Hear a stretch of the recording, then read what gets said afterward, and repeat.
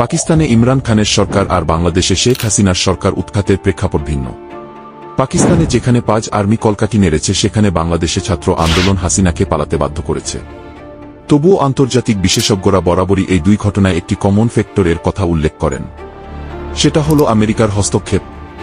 যদিও পাকিস্তানের সাবেক প্রধানমন্ত্রী ইমরান খান স্বীকার করেছেন তার পতনের পিছনে ডোনাল্ড ট্রাম্প দায়ী, বাংলাদেশেও শেখ হাসিনার সাথে আমেরিকার সম্পর্ক বিগত 5 বছরেরও বেশি সময় ধরে ভালো যাচ্ছিল না।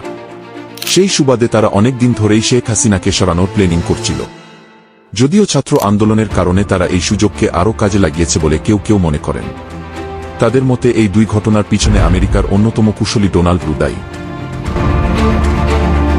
সেই প্রেক্ষিতে এবার গুঞ্জন উঠছে আমেরিকা এবার মোদির মসনদ নড়াতে যাচ্ছে হয়তো। আমেরিকা বরাবরই মোদি পুতিনের বন্ধুত্বের বিরোধী। ভারত রাশিয়ার সম্পর্ক মোদির আমলে আরও বেড়েছে।